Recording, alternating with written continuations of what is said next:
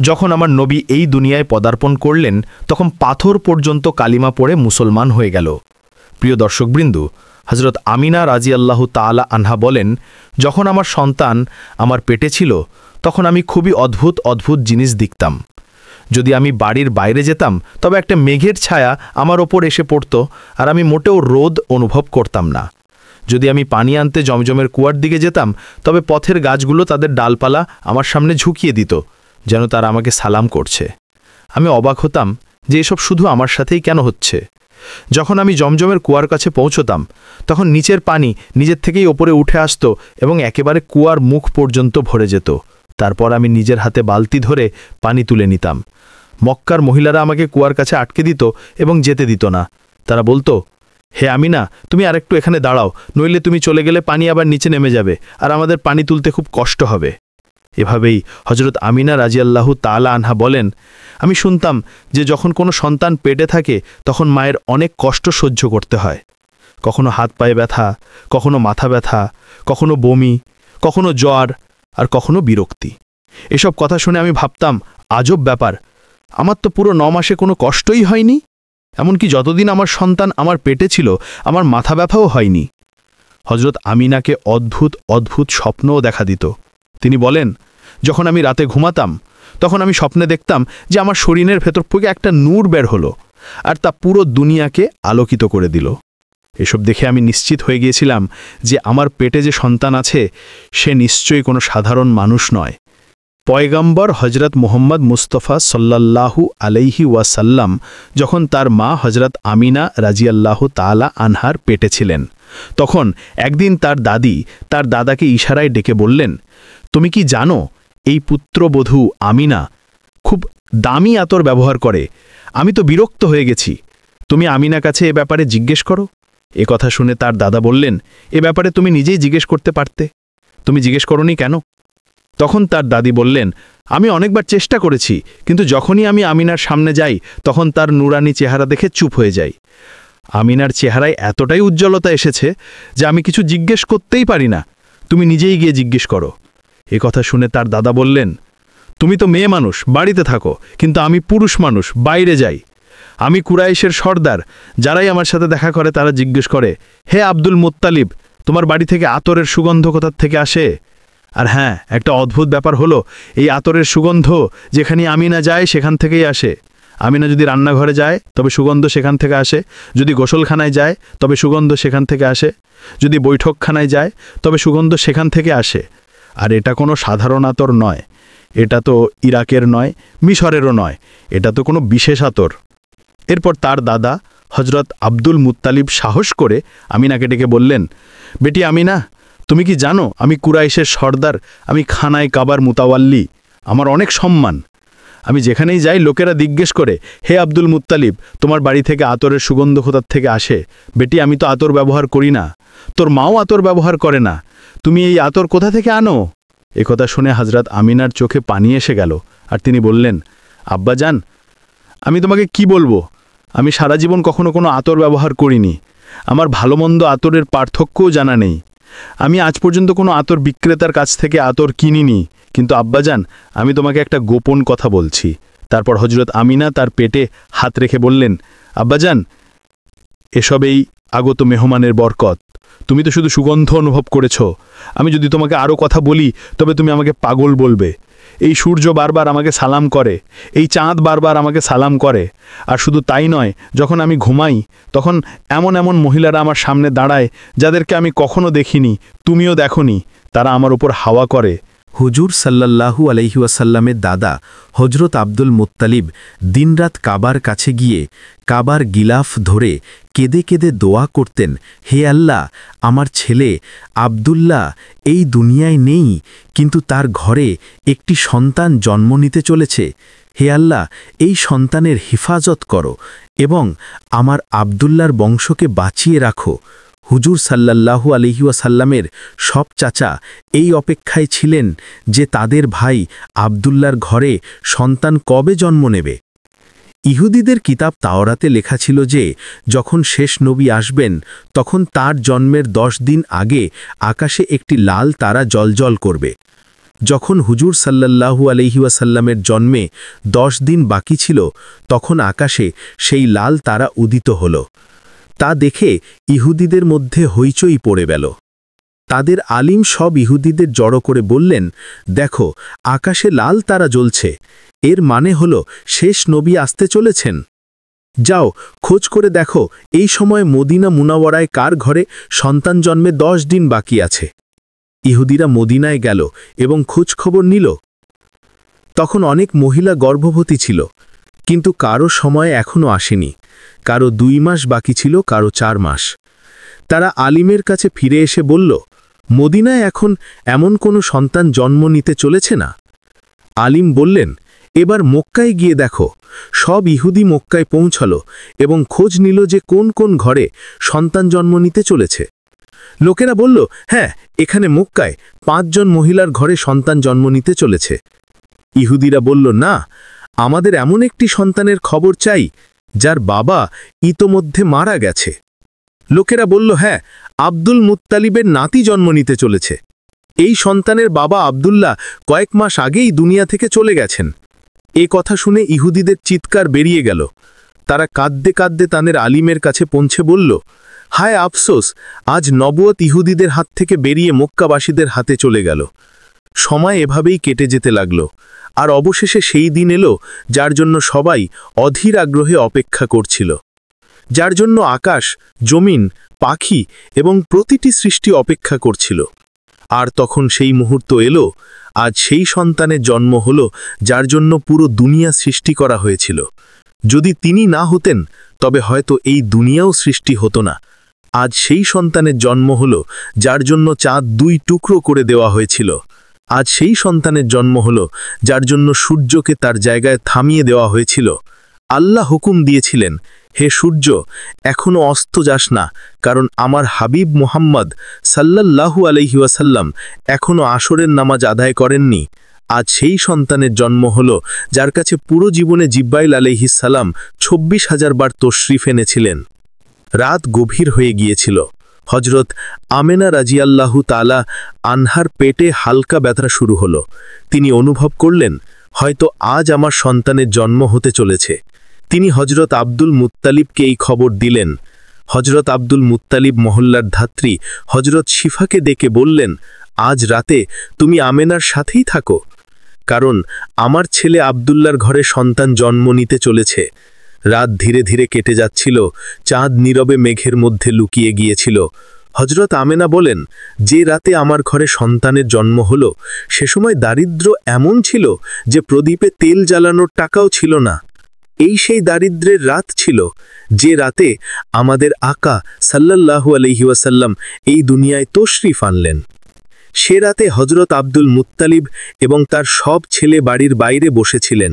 তারা ভাবছিলেন, যদি আব্দুল্লাহর স্ত্রীর সাথে কোনো দুর্ঘটনা ঘটে তবে আমরা তৎক্ষণাৎ চিকিৎসার ব্যবস্থা করব। পুরো রাত কেউ ঘুমোয়নি। রাত গড়িয়ে যাচ্ছিল, চাঁদ নীরবে ডুবে গিয়েছিল। চারদিকে শুধু অন্ধকার আর অন্ধকার। বাড়ির ভেতরেও অন্ধকার, বাড়ির বাইরেও অন্ধকার। সেহরির সময় হয়ে গিয়েছিল। হঠাৎ হজরত আমেনার পেটে তীব্র ব্যথা শুরু হলো, আর তিনি বুঝলেন যে এখন জন্মের সময় এসে গেছে। তিনি ধাত্রী শিফাকে ডেকে বললেন, আমার ব্যথা হচ্ছে। জন্মের সময় 1 ঘন্টা কেটে গেল, আর তারপর ভোর হওয়ার কিছু আগে আমাদের প্রিয় আকা সাল্লাল্লাহু আলাইহি ওয়াসাল্লাম এই দুনিয়ায় তশরিফ আনলেন। হুজুর সাল্লাল্লাহু আলাইহি ওয়াসাল্লামের জন্মের সময় 3টি অদ্ভুত নিশানা প্রকাশ পেল, যা দেখে ধাত্রী শিফাও অবাক হয়ে গেলেন। প্রথম জিনিস, যখন একটি শিশু জন্মায় তখন তার নাভি মায়ের নাড়ির সাথে সংযুক্ত থাকে, কিন্তু আমাদের হুজুর সাল্লাল্লাহু আলাইহি ওয়াসাল্লামের নাভি মায়ের নাড়ি থেকে পুরোপুরি আলাদা ছিল। দ্বিতীয় জিনিস, যখন একটি শিশু জন্মায় তখন তার সাথে অনেক ময়লা বের হয়, কিন্তু আমাদের আকা সাল্লাল্লাহু আলাইহি ওয়াসাল্লাম যখন জন্মালেন তখন তার সাথে 1 ফোঁটা ময়লাও বের হলো না। তৃতীয় জিনিস, যখন একটি ছেলে সন্তান জন্মায় তখন তার খতনা করা থাকে না, কিন্তু আমাদের প্রিয় আকা সাল্লাল্লাহু আলাইহি ওয়াসাল্লামের খতনা মায়ের পেটের ভেতরেই হয়ে গিয়েছিল। দুনিয়ায় তার খতনা করা হয়নি। এই 3টি জিনিস দেখে ধাত্রী শিফা ভয় পেয়ে গেলেন এবং হজরত আমিনা রাজিয়াল্লাহু তাআলা আনহার কাছে বললেন, হে আমিনা, আমি আমার সারা জীবনে এমন শিশু দেখিনি। তারপর হজরত সিফা হুজুর সাল্লাল্লাহু আলাইহি ওয়াসাল্লামকে কোলে নিয়ে একপাশে মাটিতে শুইয়ে দিলেন। যেই তিনি শুইয়ে দিলেন, হুজুর নবী করিম সাল্লাল্লাহু আলাইহি ওয়াসাল্লাম হঠাৎ পাশ ফিরে হাঁটু গেড়ে সোজা সিজদায় চলে গেলেন। এটা দেখে হজরত আমিনা রাজিয়াল্লাহু তাআলা আনহার অবাক হওয়ার কোনো সীমা ছিল না। হুজুর নবী করিম সাল্লাল্লাহু আলাইহি ওয়াসাল্লাম পুরো 15 মিনিট সিজদায় ছিলেন। তারপর তিনি মাথা তুলে আকাশের দিকে আঙ্গুল দিয়ে ইশারা করলেন এবং পুরো দুনিয়াকে জানিয়ে দিলেন, হে মানুষ, এই দুনিয়া সৃষ্টি করেছেন শুধুমাত্র আল্লাহ। হজরত আমিনা রাজিয়াল্লাহু তাআলা আনহা বলেন, যখন আমি আমার সন্তানকে কোলে নিলাম তখন হঠাৎ দেখলাম যে আকাশের তারাগুলো মাটির কাছাকাছি হয়ে আসছে। তারপর হঠাৎ একটা মেঘের ছায়া আমার ঘরের ভেতরে এলো, আর আমার কোল থেকে আমার সন্তান সেই মেঘের ছায়ার মধ্যে অদৃশ্য হয়ে গেল। সেই মেঘের ভেতর থেকে একটা আওয়াজ এলো, হে জিব্রাইল আলাইহিসসালাম, এই শিশুকে পুরো দুনিয়ার চক্কর লাগাও, তাকে সব নবীর গুণাবলী দাও, তাকে ইউসুফের সৌন্দর্য দাও, আয়ুবের ধৈর্য দাও, ইব্রাহিমের বন্ধুত্ব দাও এবং দাউদের মিষ্টি কণ্ঠ দাও। হজরত আমিনা রাজিয়াল্লাহু তাআলা আনহা বলেন, কিছুক্ষণ পর সেই মেঘের ছায়া সরে গেল, আর আমি দেখলাম আমার সন্তান আবার আমার কোলে শুয়ে আছে। ভোর হতে চলেছিল। তখন ধাত্রী শিফা বাইরে বেরিয়ে হুজুর সাল্লাল্লাহু আলাইহি ওয়াসাল্লামের দাদা হজরত আব্দুল মুত্তালিবকে সুখবর দিতে গেলেন। তিনি বললেন, হে আব্দুল মুত্তালিব, তোমাকে নাতি মোবারক হোক। এ কথা শুনে সারা রাত জেগে থাকা আব্দুল মুত্তালিবের হুঁশ উড়ে গেল। তিনি এতটাই অবাক হয়েছিলেন যে আমিনার ঘরে এত সুন্দর একটি শিশু জন্ম নিয়েছে। সব চাচাও তাদের ভাতিজাকে দেখে খুব খুশি হলেন। এমনকি যখন আবু লাহাবের দাসী চুয়াইবা গিয়ে আমি লাহাবকে এই সুখবর শোনাল, হে আবু লাহাব, তোমাকে ভাতিজা মুবারক হোক, তখন এ কথা শুনে আবু লাহাব এতটাই খুশি হল যে সে তার দাসী সোয়াইবাকে বলল, যা, আমি আমার ভাতিজার খুশিতে তোকে আজাদ করে দিলাম। হজরত আব্দুল মুত্তালিব খুব বৃদ্ধ হয়ে গিয়েছিলেন, কিন্তু খুশি এতটাই ছিল যে তিনি তার নাতিকে কোলে নিয়ে কাবার দিকে দৌড়ে চললেন। মক্কার সব মানুষও খুশিতে নাড়া দিতে লাগল। কিন্তু আব্দুল মুত্তালিব কি জানতেন যে তার এই নাতি সেই মানুষ যার জন্য আল্লাহ পুরো দুনিয়া সৃষ্টি করেছেন? তার নাতি এত বড় মানুষ যে আল্লাহ মিরাজের রাতে তাকে মাটি থেকে তুলে সপ্তম আকাশে নিজের সামনে বসিয়েছিলেন এবং তার সাথে কথা বলেছিলেন। এই সেই নাতি যাকে যদি মন খারাপ অবস্থায় দেখা যায় এবং তার চোখে পানি চলে আসে তবে আকাশে হইচই পড়ে যায়। হজরত আব্দুল মুত্তালিব কাবার গিলাফ ধরে তার নাতির জন্য দোয়া করলেন এবং তার নাম রাখলেন মুহাম্মদ। মুহাম্মাদের মানে হলো সেই মানুষ যার খুব বেশি প্রশংসা করা হয়। এই নাম শুনে মক্কার লোকেরা বলতে লাগল, হে আব্দুল মুত্তালিব, তুমি তোমার নাতির এমন অদ্ভুত নাম রেখেছ, আমরা তো আজ পর্যন্ত এমন নাম শুনিনি। কিন্তু আব্দুল মুত্তালিব কি জানতেন যে এই শিশুই একদিন এত শান পাবে যে মানুষ তার পেছনে চলবে? একবার হুজুর আকরাম সাল্লাল্লাহু আলাইহি ওয়াসাল্লাম মদিনায় তার সাহাবীদের সাথে বসেছিলেন। তখন তার চাচা হজরত আব্বাস রাজিয়াল্লাহু তাআলা আনহু বললেন, হে আল্লাহর রসুল, আমি ছোটবেলা থেকেই জানতাম যে তুমি বড় হয়ে একজন খুব বড় মানুষ হবে। হুজুর জিজ্ঞাসা করলেন, হে চাচা যান, তুমি কিভাবে জানলে?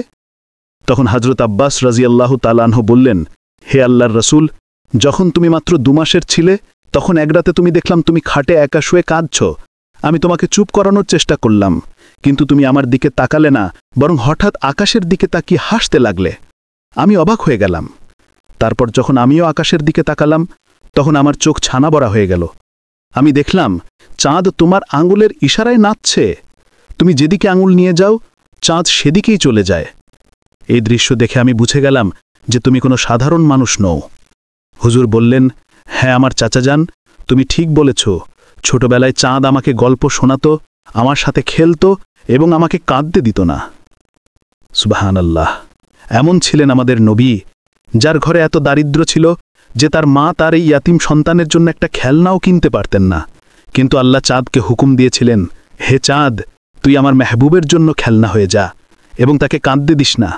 যে দিন হুজুর সাল্লাল্লাহু আলাইহি ওয়াসাল্লামের জন্ম হল, সেদিন দুনিয়ার যত মূর্তি ছিল সব মুখ থুবড়ে মাটিতে পড়ে গেল। ইরানের বাদশার দরবারে একটি আগুন ছিল যা 1000 বছর ধরে অবিরাম জ্বলছিল। লোকেরা তার পূজা করত। কিন্তু হুজুর নবী করিম সাল্লাল্লাহু আলাইহি ওয়াসাল্লামের জন্মের সময় হঠাৎ সেই আগুন নিভে গেল। আর সেই বাদশা তার প্রাসাদে নিজের মুখের 14টি মূর্তি বানিয়ে রেখেছিল।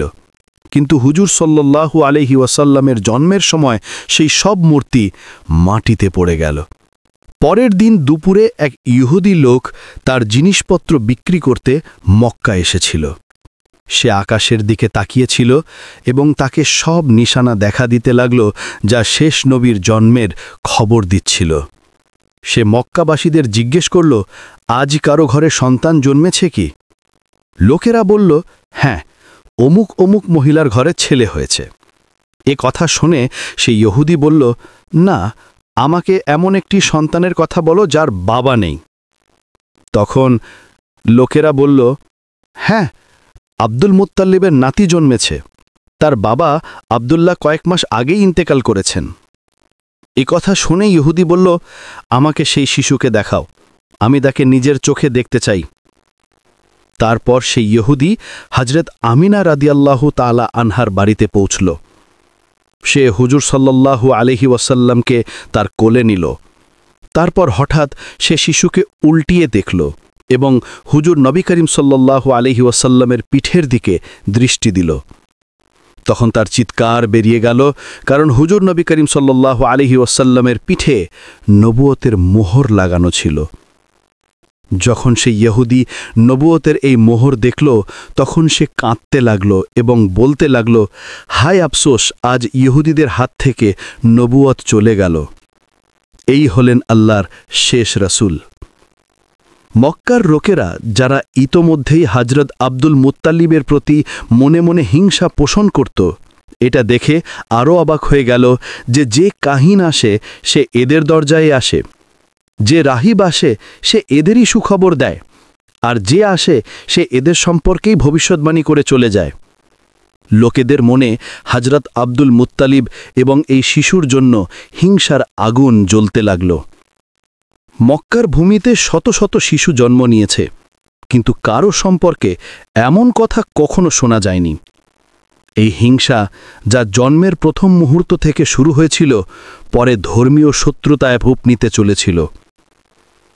ইহুদি আলিম আবার চিৎকার করে বলল, আমি এই শিশুকে চিনে ফেলেছি, আমি এই শিশুর খোঁজেই মক্কা এসেছিলাম।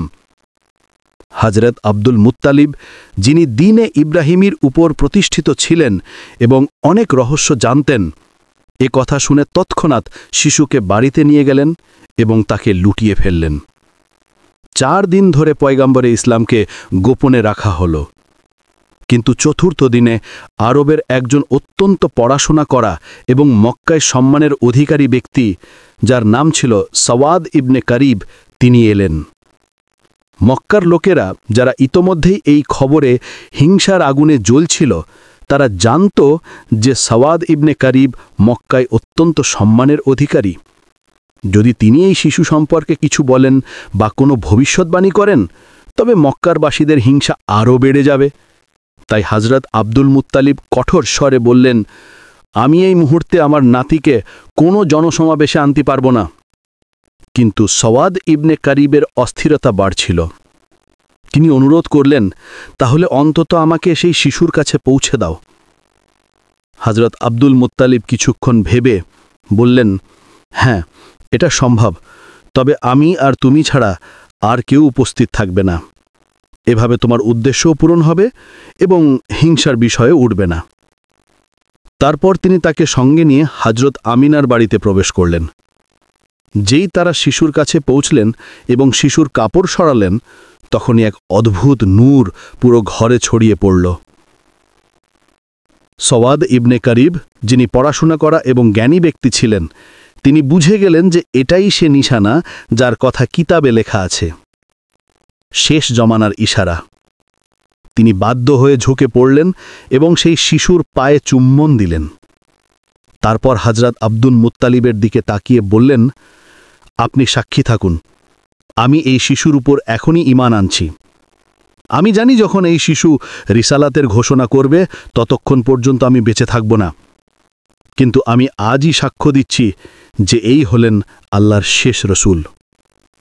এভাবে বানু হাশিমের পরিবারের বাইরে পয়গম্বরে ইসলামের জন্মের পর প্রথম ঈমান আনা ব্যক্তি হলেন সওয়াদ ইবনে কারিব। এই ঘটনা হুজুর আকরাম সাল্লাল্লাহু আলাইহি ওয়াসাল্লামের জন্মের চতুর্থ দিনের। তারপর সপ্তম দিনে হযরত আব্দুল মুত্তালিব তার নাতির আকিকা করলেন এবং পুরো মক্কার লোকদের আকিকার দাওয়াতে ডাকলেন।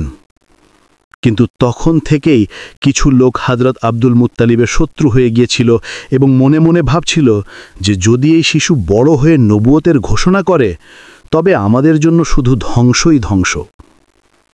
এই পরিস্থিতিতে রাব্বে কারিমের মাশিয়াত এই ছিল যে পয়গাম্বরে ইসলামকে কিছুকালের জন্য মক্কার ভূমি থেকে অদৃশ্য রাখা হলো, যাতে তার শত্রুরা তাকে খুঁজতে এসেও ব্যর্থ হয়ে ফিরে যেতে পারে। কিন্তু অন্যদিকে শত্রুদের দল ক্রমাগত হুজুর আকরাম সাল্লাল্লাহু আলাইহি ওয়াসাল্লামের খোঁজে লেগেছিল। হযরত আব্দুল মুত্তালিব, যিনি দ্বীনে ইব্রাহিমের উপর প্রতিষ্ঠিত ছিলেন এবং তার পিতা হযরত হাশিমের কাছ থেকে নবুয়তের কিছু রহস্য জানতেন, তিনি জানতেন যে এই শিশুর শত্রু অনেক হবে, তাই তাকে যে কোনো মূল্যে এই শিশুর হিফাজত করতে হবে। এই কারণেই হযরত আব্দুল মুত্তালিব পয়গম্বরে ইসলামকে মক্কা থেকে অন্য কোথাও সরিয়ে নিতে চাইলেন, বিশেষ করে যখন তিনি জানলেন যে প্রায়ই ইহুদিদের কাফেলা মক্কায় এসে পরিস্থিতি পর্যবেক্ষণ করে চলে যায়। এখন প্রশ্ন ওঠে, ইহুদিরা বারবার কেন আসছিল? এর উত্তর হল, অনেক আগে থেকেই ইহুদিরা পয়গম্বর ইসলামের জন্ম বন্ধ করার চিন্তায় ছিল। আবদে মুনাফের ওপর হামলা হয়েছিল, হযরত হাশিমের ওপর হামলা হয়েছিল, হযরত আব্দুল মুত্তালিবের ওপর হামলা হয়েছিল এবং এমনকি হযরত আব্দুল্লাহর ওপরও হামলা হয়েছিল। রিবায়াতে আছে যে যখন হযরত আব্দুল্লাহর যৌবনের সময় এলো, তখন ইহুদিদের সমস্ত ষড়যন্ত্রের কেন্দ্র ছিল যে কোনোভাবে তাকে হত্যা করা হোক, যাতে রসুলের জন্ম বন্ধ হয়ে যায়। ইহুদিরা চিনে ফেলেছিল যে হযরত আব্দুল্লাহই পয়গম্বর ইসলামের পিতা। হযরত আব্দুল্লাহর বিয়ে হযরত আমিনার সাথে হয়ে গেল। এখন বিয়ের পর ইহুদিরা আরও বেশি চিন্তিত হয়ে পড়ল যে এখন কি করা যায়। যে কোনোভাবে জন্মের ধারা বন্ধ করতে হবে। সৌভাগ্যক্রমে তাদের একটা সুযোগ এসে গেল। হযরত আব্দুল্লাহ কোনো কাজের সূত্রে মদিনায় গিয়েছিলেন, আর মদিনা ছিল ইহুদিদের ঘাঁটি। রিওয়ায়াত অনুযায়ী মদিনায় হযরত আব্দুল্লাহর উপর হামলা করা হলো এবং তাকে শহীদ করে দেয়া হলো। এখন ইহুদিদের একটা নিশ্চয়তা হলো যে পয়গম্বর ইসলামের পিতা তো শহীদ হয়ে গেছেন। শুধু একটা বিষয় নিশ্চিত করা বাকি ছিল যে হযরত আব্দুল্লাহর ঘরে কোনো সন্তান আছে কিনা। যদি জানা যায় যে তিনি সন্তানহীন ছিলেন, তবে নিশ্চিন্ত ঘরে ফিরে যাবে। কিন্তু যদি জানা যায় যে তার ঘরে কোনো সন্তান আছে, তবে তার হত্যার ব্যবস্থা করতে হবে। এই চিন্তা নিয়েই ইহুদিদের একটি দল বিশেষভাবে এই কাজের জন্য মদিনা থেকে মক্কায় এলো। সেখানে গিয়ে তারা তদন্ত করল এবং যখন জানল যে হযরত আব্দুল্লাহর ইন্তেকাল হয়ে গেছে এবং তার ঘরে কোনো সন্তান নেই, তখন তারা নিশ্চিন্তে দীর্ঘশ্বাস ফেলল। তারপর বেশ আরামে মদিনায় ফিরে গেল। মদিনায় পৌঁছে মদিনা থেকে শাম পর্যন্ত যেখানে যেখানে ইহুদিরা ছড়িয়েছিল, সবাইকে এই সুখবর শোনানো হলো। মোবারক হোক, আমাদের জন্য যে বিপদ ছিল তা দূর হয়ে গেছে। এই খবর পুরো ইহুদি দুনিয়ায় ছড়িয়ে দেয়া হলো। মদিনা থেকে শাম পর্যন্ত উৎসব পালন করা হলো এবং ইহুদিরা খুব নিশ্চিন্ত হয়ে গেল। কিন্তু তারা একটা মৌলিক ভুল করে ফেলল।